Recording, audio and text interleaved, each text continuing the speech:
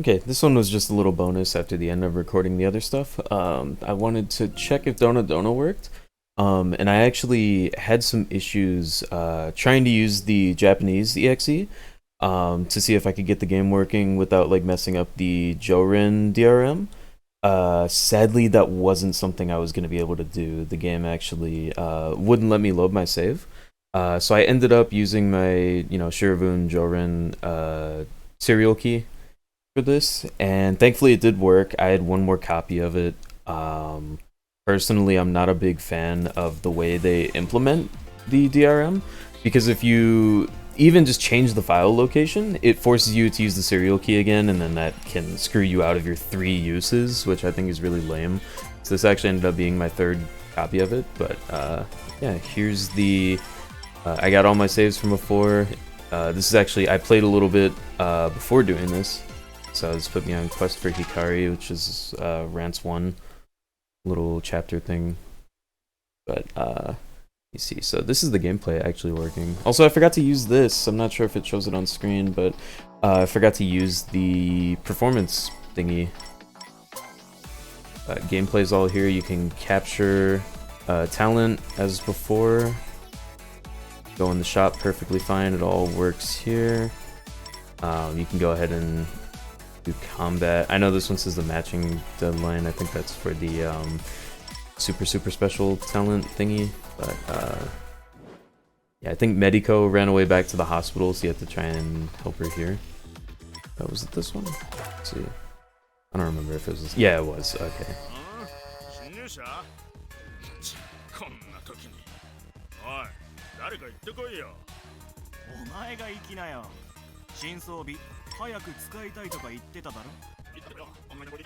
Okay, that scene ended up being longer than I expected.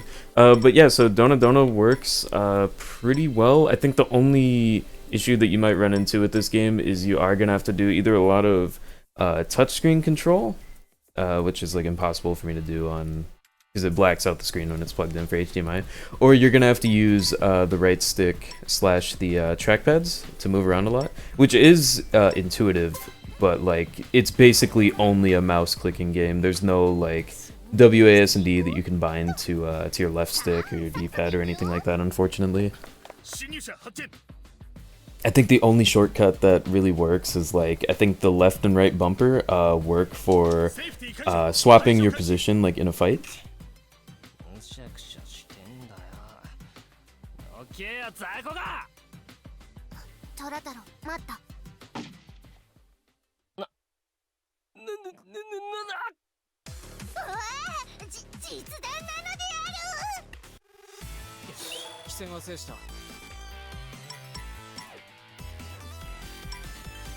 Oh, there we go. Yeah, just like this. So when you actually hit your left and right bumper, it'll swap you around.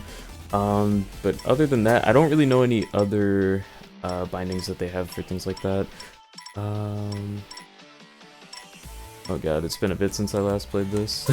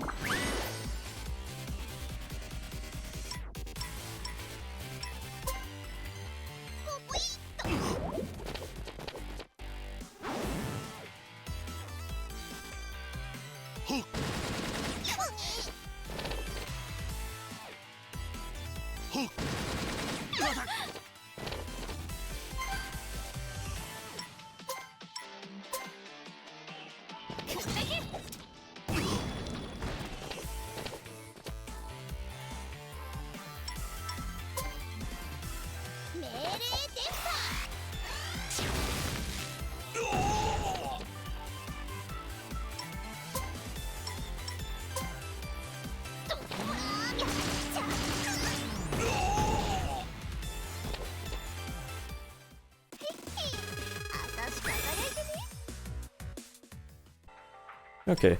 I think I'll do one more example fight, and then I'll probably close this out.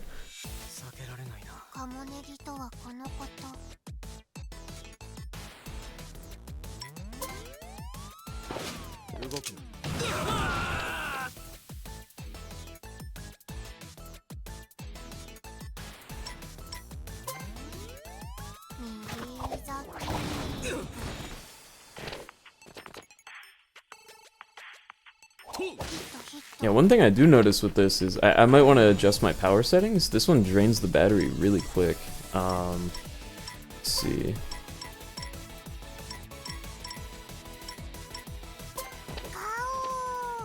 Do you even have anything that hits there? Nope. This.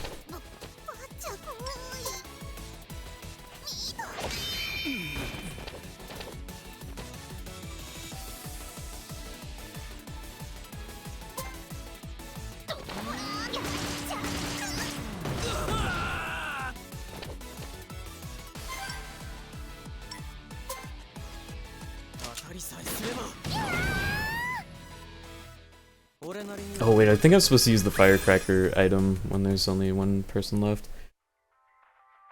Oh well, doesn't matter. But yeah, that's Dohna Dohna. Working on Steam Deck and everything. So pretty much the only thing you gotta keep an eye out for is just like you are gonna need to use your Jorin activation code or find a different way to play the game. I can't really say anything further than that, but I did use the way that I purchased it. Not a big fan of the DRM, but it is what it is. Yeah, thanks for watching. Hey everybody, just an add-on to the video that I already recorded of Dohna Dohna. I actually had some issues that basically caused my Steam Deck to crash repeatedly, and then it forced a reinstall of Steam OS. So basically what it did is it wiped my internal storage. Dohna Dohna was still inside of the SD card that I installed, but basically it considered it to be like a different device, and it's asking me to enter my activation code again. I was exactly afraid of this because people told me that this happens, and this has happened before with me when I changed the install location of Dohna Dohna on my computer.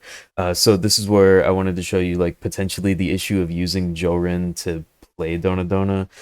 It can kind of cause issues over very minor things like your files are safe if they're on the SD card, but if you have something on the internal storage, it can potentially get wiped if like there's a crash and it's too severe and it causes your Steam Deck to force a reinstall. I didn't ask it to, I didn't want it to redo the firmware, but I guess it did end up fixing my issue that I had. Because I saw some people suggest that online. Now the worst glitch that I have with my Steam Deck is if I download a Steam like update or a game while it's unplugged, it crashes immediately. So now I always have to plug it in. But otherwise, my battery life is back to normal. I have about 6 to 7 hours depending on what games I'm playing, and I don't have to be stuck to a wall. So the battery's not glitching out and closing on me. Games aren't closing randomly anymore. But there is that issue with the downloads and stuff. And unfortunately, it went on long enough without me realizing it that it crashed so many times it forced a reinstall. So this is kind of the result from that. Let's see if it'll let me. Probably going to tell me that I've used it too many times. Or is it?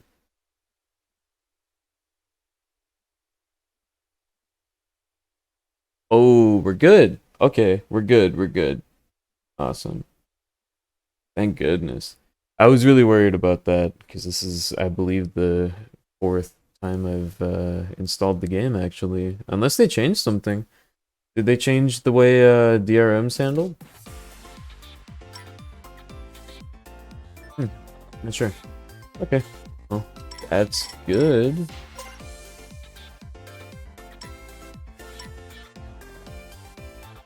Yeah, looks like it works. Okay.